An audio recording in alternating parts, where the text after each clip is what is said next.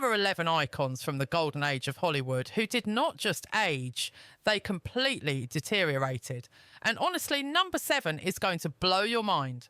Back then, the studio lights turned regular people into literal deities. They appeared flawless, immortal, and completely untouchable on the silver screen.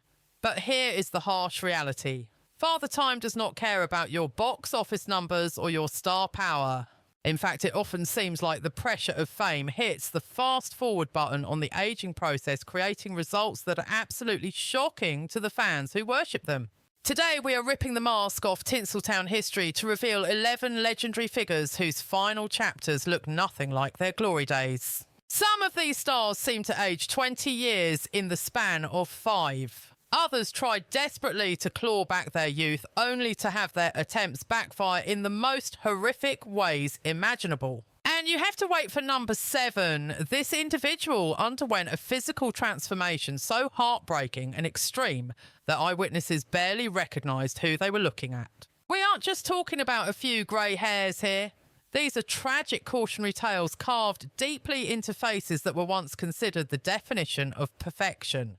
You know their classic movies by heart. You have spent hours admiring their incredible talent and stunning beauty. But what happens when the director yells "cut" for the last time and the brutal, unforgiving march of time takes control?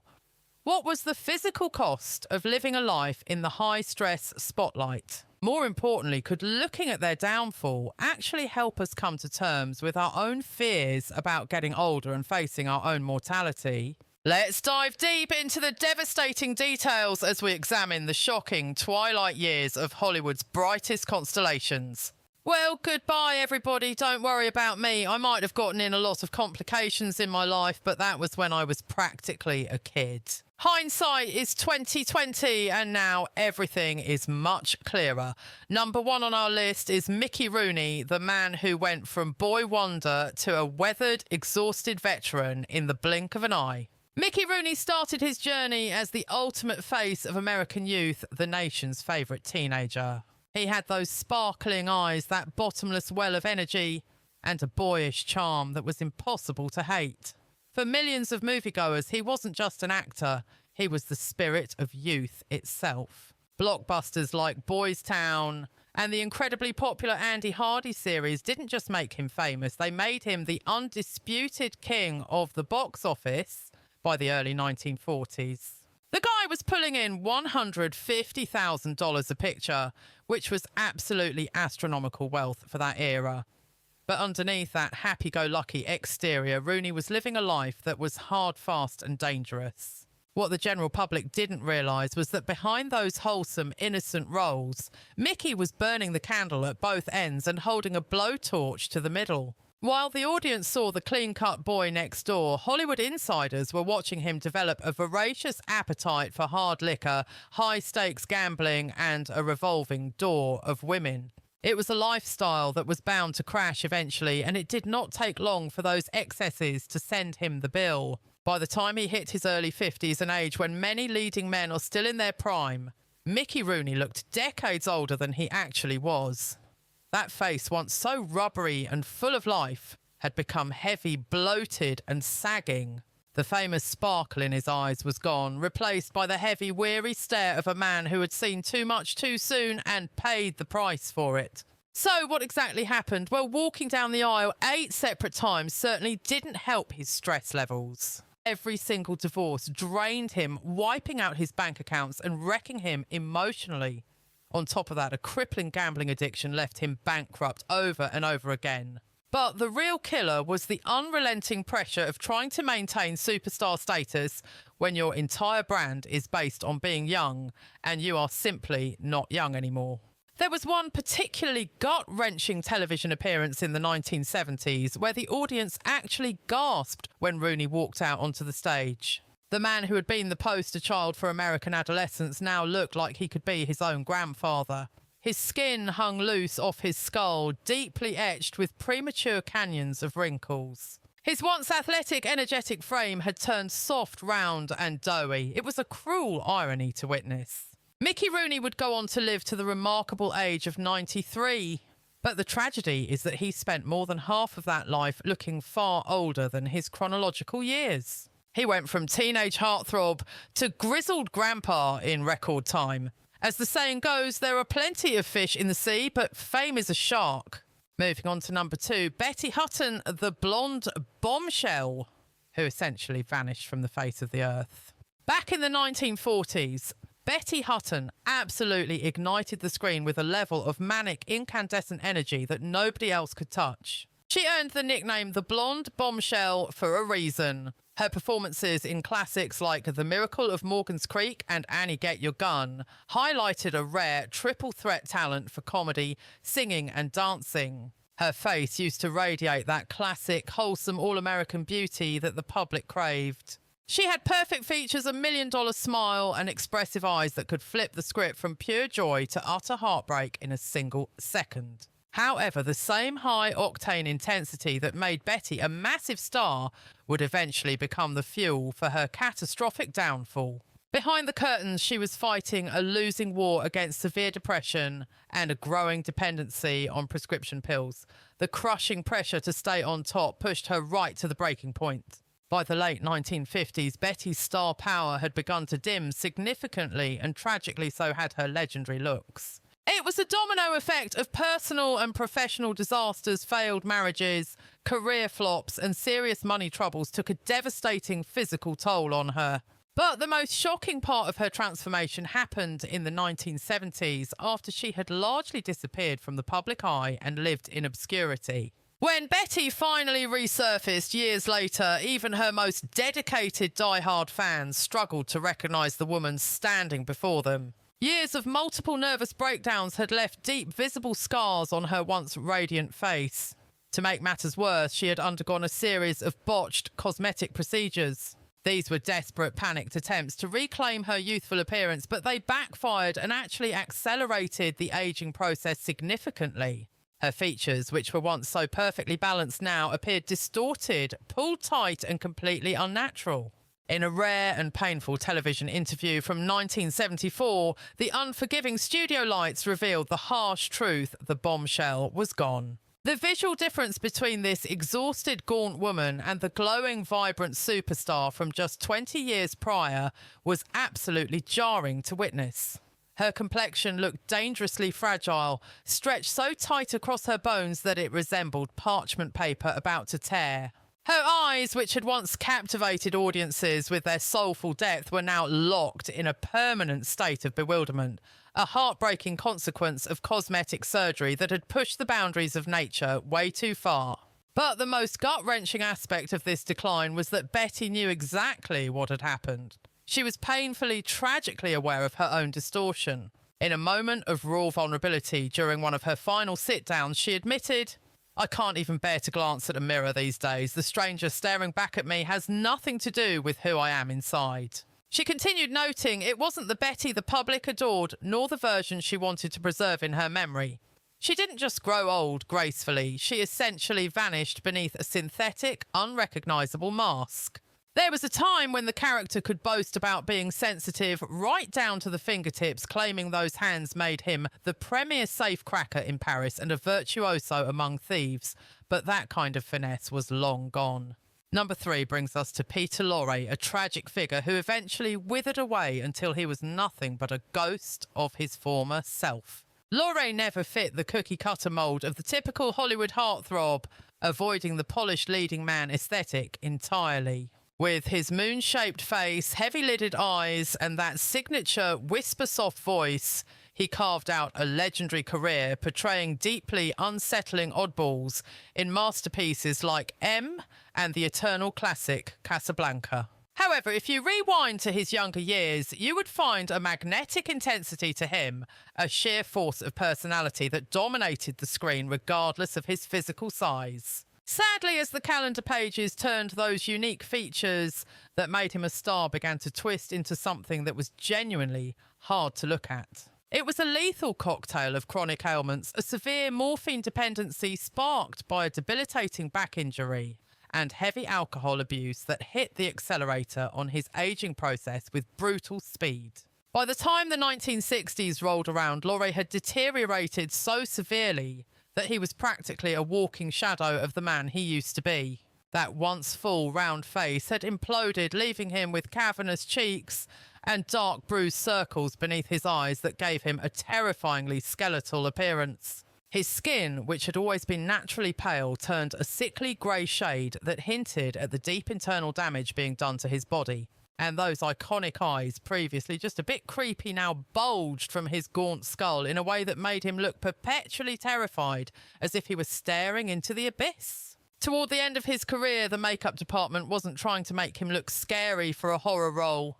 They were desperately trying to make him look alive. The physical decay was so total that when horror legend Vincent Price paid his respects at Laura's funeral in 1964, he was visibly shaken by what he saw. Price allegedly whispered a chilling sentiment to those nearby. He actually looked so much better dead than he did when he was alive. It wasn't meant as a dark gag, but rather a sorrowful acknowledgement of the sheer agony etched into every crease of Peter Lorre's face during his final painful years. Time didn't just pass for him, it ravaged him, dragging him down into the grave with brutal, unforgiving force. Number 4. Gloria Graham. This is a heartbreaking tale of stunning beauty obliterated by self-inflicted wounds. In the 1950s, she owned one of the most unforgettable faces in film noir history. With that signature pout and a look that could kill, she was the ultimate femme fatale in gritty classics like The Big Heat and In a Lonely Place. That one-of-a-kind allure didn't just earn her a legion of worshippers, it snagged her an Academy Award for her role in The Bad and the Beautiful. However, behind the glamour, Graham was consumed by a toxic obsession that would eventually ruin her iconic looks. She hated her upper lip, fixating on it with the belief that it was far too thin.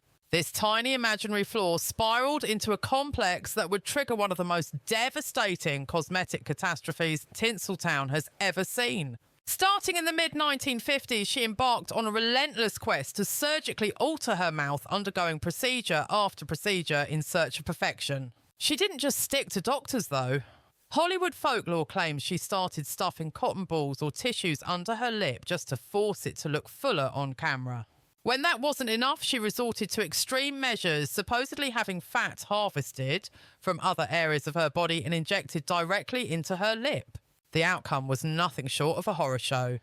By the 1960s, Gloria's sultry pout had mutated into a rigid, swollen mess that completely warped her facial harmony. The endless surgeries left her with undeniable scar tissue and a lopsided grin that no amount of heavy foundation could camouflage her. Even more tragic, the trauma to the delicate tissue caused nerve damage, leaving her lip partially paralysed and unable to move naturally during scenes. In her twilight roles, directors were forced to film her from specific angles or keep her face shrouded in shadow just to hide the botched work. But face to face, without the magic of studio lighting to save her, the change was absolutely appalling to witness. The transformation was so drastic that Nicholas Ray, her ex-husband and former director, reportedly walked right past her years later, having no idea who she was. It is the ultimate cruel irony cinema historians today view Graham's original untouched face as one of the most captivating ever captured on film. Her frantic, insecure attempts to fix a problem that never existed ended up destroying the very asset that made her a legend in the first place. These surgeries were meant to save her career, but they ended up doing the exact opposite. That is the kind of mistake you can't undo, a permanent mark on a legacy. Moving on to number 5, Orson Welles, the genius who literally expanded in every direction possible. Back in his prime, Welles was a titan of a man with a magnetic aura. He was tall, devastatingly handsome, and possessed a voice so deep it could hypnotise an entire room. When he unleashed Citizen Kane upon the world at the tender age of 25, he wasn't just celebrated as a brilliant directorial prodigy. He was also hailed as a stunning leading man, radiating an intense charm and good looks that made him a genuine heartthrob of the era. Yet, as the decades wore on, Wells's physical form underwent one of the most shocking metamorphoses in entertainment history. His legendary weight gain became almost as famous as his movies. The trim, dashing figure who once sent America into a panic with his War of the Worlds broadcast slowly ballooned into a man of gargantuan proportions. By the time the 1970s arrived, Wells had tragically more than doubled his original body weight, becoming a prisoner in his own skin.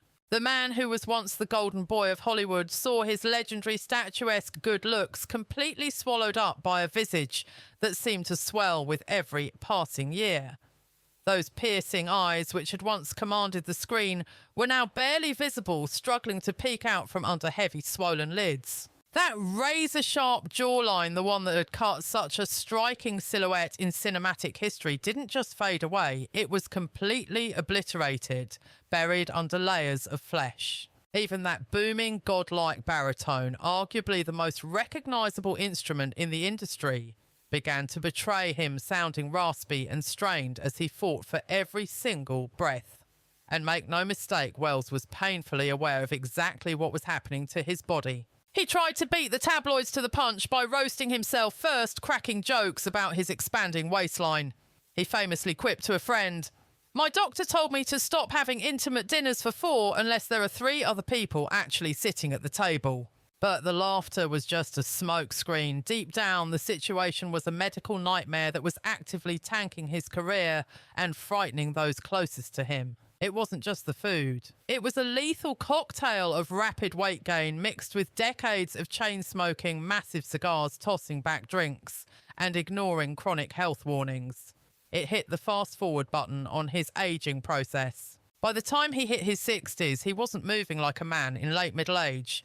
He was shuffling around with the painful, heavy steps of someone pushing 90.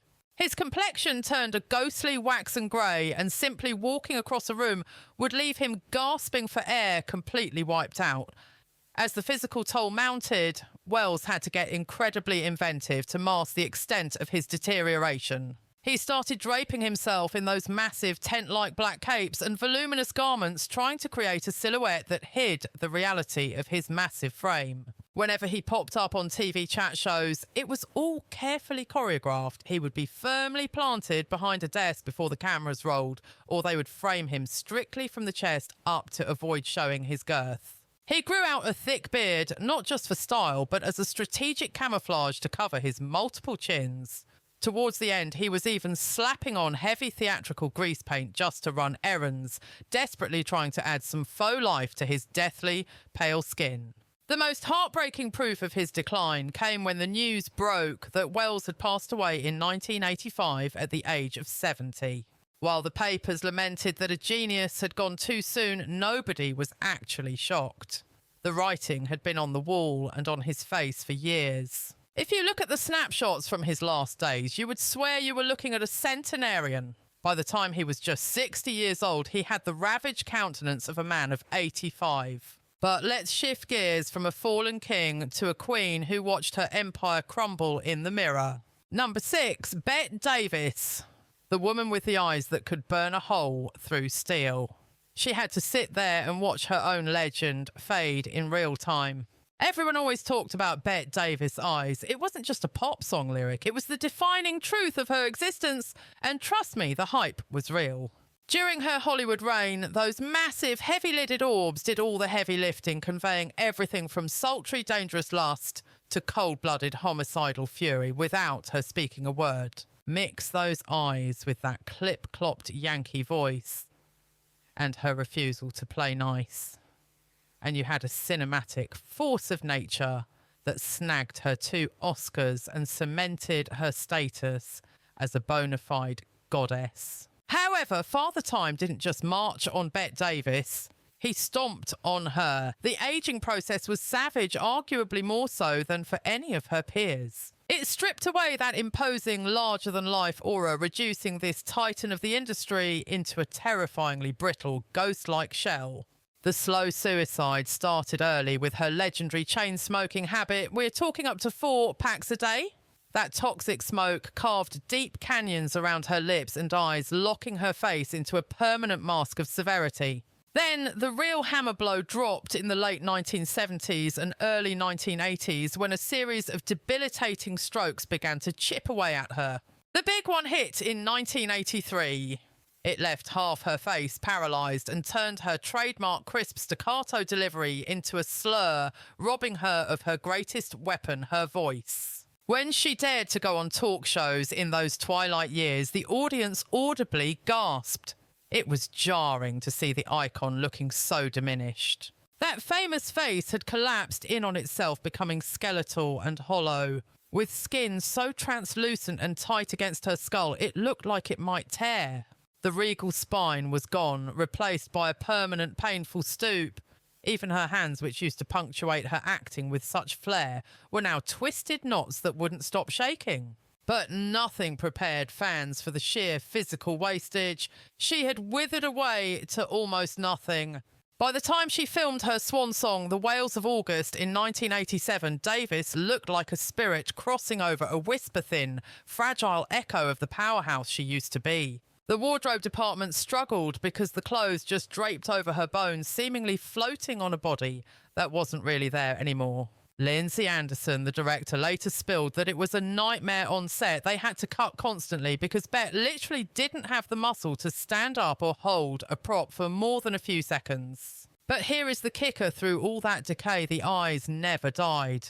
They were still blazing, still sharp as a tack, and undeniably Bette. In fact, because her face had wasted away so much, those giant eyes looked even bigger, dominating her visage in a way that was almost supernatural. It was the fierce, unyielding stare of a heavyweight champion, peering out from the ruins of a body that had survived too many wars. The vessel was broken, but the fire inside was still raging. But while Bette fought to the bitter end, another legend was losing a battle she didn't even know she was fighting. Number 7, Rita Hayworth, the absolute heartbreak that Hollywood failed to comprehend until it was too late. Back in the 1940s, calling Rita famous was an insult. She was a religion. When she did that hair flip in Gilda, she didn't just act, she created a cinematic earthquake. She threw back that mane of glorious red hair and the entire world fell to its knees. During World War II, she was the ultimate dream girl.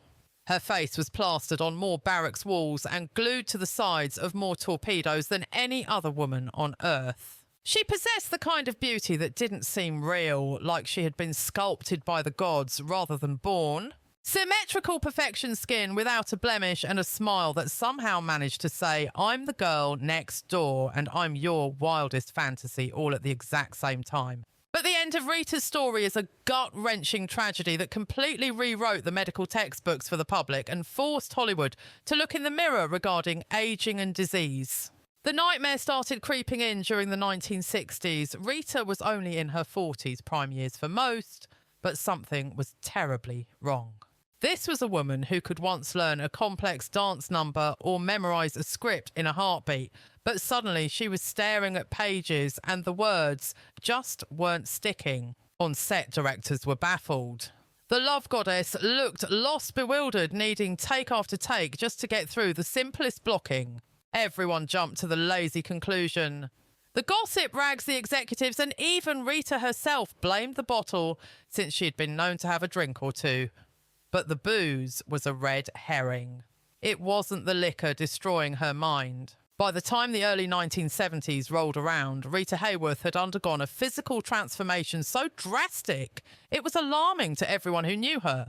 The once ethereal dancer, who used to glide across the screen with the fluidity of water, now dragged her feet, shuffling along with a clumsy, hesitant stumble that betrayed her former grace. That iconic face, which had once captivated millions with its vivacity and emotion, had settled into a permanent mask of bewilderment. Her eyes were empty voids. Her jaw hung slack and her weight yo-yoed wildly, leaving her looking totally adrift at public events where she often stared blankly at lifelong friends she no longer recognised. The absolute nadir of this decline occurred during a disastrous film shoot in 1976, a moment that would haunt witnesses forever.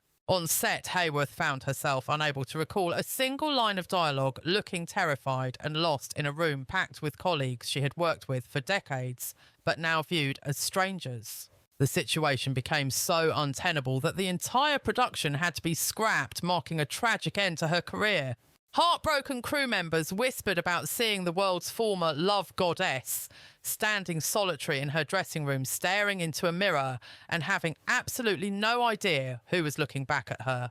But here is the tragic twist. Nobody knew the truth, not the fans, and certainly not Rita herself, that she was being ravaged by Alzheimer's disease long before the medical community or the public really understood what it was. She wouldn't receive an official diagnosis until 1980, leaving her in the dark for years. This effectively made Hayworth one of the very first high-profile celebrities to put a human face on this nightmare condition, bringing it out of the shadows. When she did make those final rare public appearances, the fan base was left reeling in absolute shock at the sight of her. The legendary bombshell appeared puffy dishevelled and deeply confused, sporting haunted eyes that seemed to be perpetually scanning the room for a memory that was just out of her grasp. Her features, once the gold standard of Hollywood beauty, were stiff and frozen, lacking any spark of recognition. And that hair, those magnificent auburn waves that had been her trademark, hung greasy limp and neglected simply because she had lost the cognitive ability to handle basic self-care. The contrast between the radiant, vibrant star of CoverGirl and this fragile, vulnerable shell of a woman was so jarring that many people assumed the paparazzi photos were doctored fakes. But sadly, they were all too real.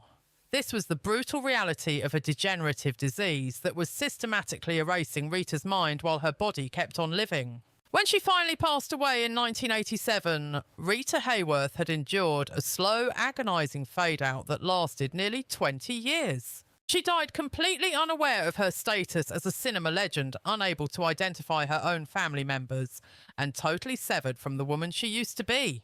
Her downfall was so precipitous and shocking that the public initially dismissed it as a hoax, but it was a very real, very heartbreaking tragedy. I have to say, it really is a pleasure to be sitting here with you all today. Number 8. Montgomery Clift, a tale of beauty shattered and painfully put back together. When Monty first arrived in Tinseltown, his aesthetic perfection was almost unnerving. With bone structure, you could cut glass on deep, soulful eyes and a gentle aura, he ushered in a completely new era of male heartthrobs. He wasn't the rugged stoic type like the stars of the previous generation. He was softer, more intricate and visibly vulnerable. Standing shoulder to shoulder with titans like Marlon Brando and James Dean, he helped rewrite the rulebook on cinematic masculinity, injecting raw emotional depth into his characters. But then came the fateful night that would cleave his life and his face into two distinct halves. It was May 12th, 1956, and moments after leaving a dinner party at Elizabeth Taylor's house, Clift wrapped his car around a telephone pole in a horrific crash. The impact obliterated his face, smashing his nose and jaw, crushing his sinuses and severing nerves that left the left side of his face partially paralysed. He required a grueling series of reconstructive surgeries just to look human again. And while the surgeons performed miracles, the Montgomery Clift, who eventually returned to the spotlight, was a visibly altered version of the man audiences had worshipped. The right side of his face retained that classic handsome perfection, but the left side was stiff, frozen and sunken, creating a jarring dissonance. His mouth would occasionally droop, and the flawless symmetry that had made him a screen god was lost to history. However, the physical scars were just the tip of the iceberg. To manage the excruciating chronic pain from the accident, Clift spiralled into a heavy addiction to alcohol and painkillers. This toxic cocktail hit the fast-forward button on his aging process in a terrifying way. In the span of just a few years, he seemed to age decades. By the early 1960s, despite being only in his early 40s, Clift looked like a geriatric man. The skin on that once flawless face turned grey and hung loosely off his bones, stripping him of his youth. Deep crevices etched themselves around his eyes and lips, and his body, formerly athletic and lithe, withered away until he moved with the stiffness of an 80-year-old. If you watch his final film, The Defector, from 1966, completed right before he died at 45, Clift is practically unrecognisable. It is heartbreaking to compare that image to the stunning young man who starred in From Here to Eternity only 13 years prior. On screen, his face is hollowed out with dark, heavy bags under his eyes and a sickly, greyish complexion that screams of poor health. Even his voice, which used to be so magnetic and distinct, had been reduced to a strained, raspy whisper. Co-stars who shared the screen with him during those twilight years described the experience as watching a man slowly vanish into thin air right in front of them. Director John Huston, who worked with Cliff before and after the crash, famously noted that it was like directing two completely different human beings. Elizabeth Taylor, one of his fiercest protectors, called his long decline the longest suicide in Hollywood history. It was a slow-motion self-destruction that was captured on film for the entire world to witness frame by agonising frame. Speaking of experience, I can't speak for anyone else here, but I have a distinct feeling we've crossed paths in a meeting before. Number 9. Janet Leigh, permanently frozen in a state of shock. While she famously screamed her way into cinema legend during that iconic shower scene in Hitchcock's Psycho, her real-life horror story happened decades later. Back in her absolute prime, Leigh was the definition of fresh, natural beauty that simply couldn't be manufactured. She represented the ultimate Hollywood hybrid, the approachable sweet girl next door, mixed with the high-voltage glamour of a silver screen icon. With her perfect heart-shaped face, sparkling eyes and a smile that felt genuinely warm, audiences fell in love with her instantly. However, as the years ticked by, her desperate attempts to cling to that image turned her face into a tragic cautionary tale for every ageing actress in the industry. Unlike her peers, who allowed their laugh lines to show, Leigh decided to fight nature and became an early, enthusiastic adopter of cosmetic surgery long before it was refined. Starting way back in the late 1970s, a time when plastic surgery was still the Wild West of medicine, she signed up for a relentless series of aggressive treatments that would eventually wreak havoc on her once flawless appearance. The disaster wasn't caused by a single botched job, it was the sheer volume and the terrible timing of the procedures. She was getting facelifts far too frequently, pumping in fillers before the previous rounds had settled, and utilising experimental techniques. All of this combined to slowly erase the natural features that made her a star. By the time the 1980s rolled around, the audience couldn't help but stare, and not for the right reasons. The Janet Leigh showing up in movies and TV cameos looked like a completely different person, and the change was jarring. Her skin looked painfully tight, stretched across her cheekbones like a drum, leaving no room for natural movement. Those once expressive eyes appeared to be pulled permanently open, locking her face into an accidental look of constant terror or surprise. Even her smile became uncanny, with parts of her face shifting awkwardly while other sections remained stone still. But the most heartbreaking change was visible in the actual texture and behaviour of her skin. The natural bounce and subtle micro-expressions that made her acting so relatable had been swapped out for a shiny, waxy finish that reflected studio lights in a bizarre, artificial way. Directors and cinematographers during this era reportedly struggled with her close-ups because the standard lighting tricks used to enhance emotions simply bounced off her tightened face. What made Leigh's physical transformation so incredibly sad was the cruel irony of it resembling her most legendary character. With those widened, unblinking eyes and skin pulled back tight, she looked like she was trapped in a forever state of panic. It was uncomfortably similar to Marion Crane's terrified expression in that infamous motel shower, except Leigh couldn't turn this expression off. During one of her last major public outings at the 50th anniversary screening of Psycho in 2010, the difference between the fresh-faced girl on the screen and the woman standing on stage was devastating. She still carried herself with elegance and class, but her face was essentially a mask. Her ability to emote was gone. Her eyes might have been screaming, but the rest of her face was frozen in silence. Come now, you've never read an actuarial table, have you? Number 10, Edward G. Robinson, the heartbreaking collapse of the ultimate tough guy. Edward G. Robinson built an entire legacy, playing the hardest men in the room, with his role in Little Caesar creating the blueprint for every cinematic mob boss that followed. Even though he was short and didn't have traditional leading man looks, Robinson commanded every scene with intense eyes, a voice that could cut glass, and a face that demanded respect. During his peak years, that rugged, distinctive face was his absolute fortune. The heavy-lidded glare, the prominent nose, and that bulldog jawline gave him an edge no pretty boy could match. He wasn't handsome in the magazine sense, but he had character grit and a magnetic pull that was perfect for the gangster genre. Unfortunately, the aging process brutalised Robinson, accelerated by a lifetime of heavy vices and crushing personal stress. The man was a legendary chain smoker, almost never seen without a cigar clamped between his teeth, whether the cameras were rolling or not. Decades of inhaling smoke took a massive toll on his skin, turning it into a leathery, deeply furrowed map of his habits by his late 50s. Constantly squinting through thick clouds of cigar smoke carved deep canyons around his eyes, making him look far older than he was. Then his health began to fail.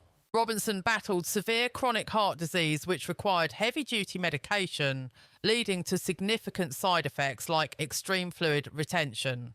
This caused him to swell up, giving him a puffy, bloated look that completely distorted his features in his final years. By the 1960s, the transformation was shocking to fans.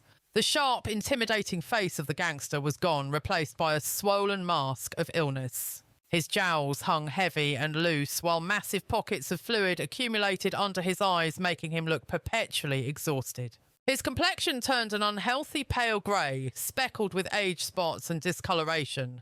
Even his physical stature collapsed. The upright chest-out posture that once made him feel 6 feet tall, despite being 5'5", vanished, replaced by a permanent painful stoop. The final crushing blow came from a psychological trauma. Robinson was targeted during the McCarthy-era witch hunts and forced to testify before the House Un-American Activities Committee. Although he was eventually cleared of any wrongdoing, the humiliation and stress of the ordeal destroyed him from the inside out. Close friends noted that during this scandal, he seemed to age 10 years in the span of just a few months. In his final performances, most notably in 1973's Soylent Green, the camera captured a man who was actively dying. The powerhouse actor who once dominated the screen with explosive energy was reduced to a fragile, broken figure, giving us a final, tearful glimpse of his former self. The makeup artists worked tirelessly, attempting to paint some semblance of life back into his features, but it was a losing battle. The heavy layers of cosmetics often left him looking waxy and artificially coloured, rather than projecting any real vitality. Perhaps the most heartbreaking observation came from the legendary director Richard Brooks, a man who had the unique perspective of directing the star during both his golden prime and his melancholy final years. Following a particularly grueling late-night shoot that pushed the aging actor to his physical limits, Brooks reportedly whispered to a colleague, "The face that launched 1,000 gangsters has finally run aground." It was the final nail in the coffin for his career. By the bitter end, even the tough guy gangster roles, the very characters that had built his empire, stopped ringing his phone. You know what, I think I would just cut that part out entirely. Let's swap it for something else. Yeah, absolutely. I used to purposefully add extra fluff to the script just because I knew the censors would demand cuts. Number 11, we have to talk about Mae West, the icon who waged a war against time itself. Mae West didn't just enter Hollywood, she kicked the door down with her unapologetic bold sexuality, her exaggerated curvaceous figure, and a sharp tongue loaded with risque one-liners that could disarm any man. During the 1930s, she wasn't just a star. She was a lightning rod for controversy and one of the most profitable assets in the industry. Her cascade of blonde curls, sleepy bedroom eyes and signature pout created a brand that was instantly seared into the public consciousness. However, while most silver screen legends eventually bow gracefully to the passage of time, accepting matriarchal roles or retiring to the countryside, Mae West adopted a radical stance, deciding that she simply would not participate in the aging process at all. As she marched stubbornly into her 60s, then her 70s, and eventually even her 80s, West refused to alter a single detail of the persona she had crafted decades prior. It was as if she were preserved in amber. The platinum blonde locks, the thick theatrical makeup, the revealing gowns, and the sultry attitude remained completely frozen, untouched by the changing world around her. But as the calendar pages turned, this static image began to curdle, and what was once sexy and provocative started to take on a bizarre, almost surreal quality. The delusion reached its peak when she returned to the screen for Myra Breckinridge in 1970 at the age of 77, and later for the infamous Sextet In 1978, when she was 85 years old, the chasm between her biological reality and her on-screen presentation had become a canyon.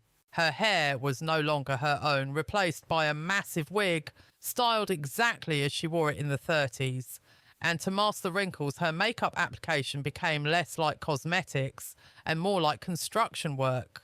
We are talking about thick, plaster-like layers of foundation-exaggerated eyeliner that looked painted on, and bright red lipstick drawn aggressively outside her natural lip line to simulate a fullness that was long gone. But the visual jarring wasn't the worst part. It was her absolute commitment to playing the same insatiable femme fatale roles she had mastered in her youth, completely ignoring the half-century gap. In Sextet, an 85-year-old West cast herself as the ultimate sex symbol, a woman fiercely desired by men who were barely a quarter of her age, delivering double entendre about her ravenous appetite for romance while surrounded by a harem of muscular 20-something bodybuilders. The final result on screen was not titillating, it was profoundly unsettling, bordering on the grotesque.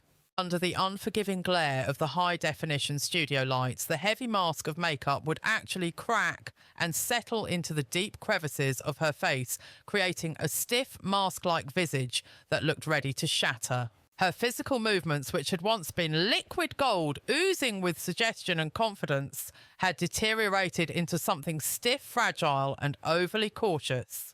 That legendary walk of hers, the hip-swinging strut that had once driven audiences wild, had sadly transformed into a tentative shuffling gait, even as she desperately tried to mimic the sway of her prime. Perhaps the most telling signs of her decline were the extreme production accommodations required just to get her through her final film. According to whispers from the cast and crew of Sextet, West's eyesight had failed her so severely that reading the script was physically impossible. To get through scenes, her lines had to be fed to her line by line through a concealed earpiece, resulting in bizarre, unnatural pauses and a disjointed delivery that made it seem like she was communicating from a different planet. The production was a logistical nightmare, with scenes chopped up into tiny fragments because she lacked the physical stamina to stand or focus for anything resembling a standard take. The stark, painful contrast between the image West fought so hard to project and the undeniable reality of her crumbling physicality created a spectacle that audiences found excruciating to witness. The critics, known for their lack of mercy, did not hold back, tearing the production and her performance to shreds. One particularly savage review described her final film appearance as the cinematic equivalent of watching your own grandmother attempt to perform a striptease, a cringe-inducing experience no one wanted to see. Yet through all the ridicule, West remained stubbornly defiant until her dying breath, insisting in every interview that she felt just as vibrant, young, and desirable as ever. When pressed about the subject, she famously quipped, "I never worried about age." She elaborated on her philosophy with a quote that was equal parts sad and fascinating. "I don't feel like I will ever be an old woman. I'll always be a young woman who just happened to age." But the camera is a cruel mistress, and it told a very different story. Despite the army of stylists, the custom wigs, the spackled makeup, and the strategically placed lighting time is the one antagonist that cannot be defeated. What ended up on screen wasn't the young Mae West she remembered, nor was it a gracefully aged version of a legend embracing her twilight years, but something else entirely, a ghost in drag haunting her own legacy. It was a strange theatrical approximation of youth that ironically drew far more attention to her advanced age than if she had simply allowed herself to look real. She didn't just age, she refused to acknowledge reality, and tragically the world saw right through it.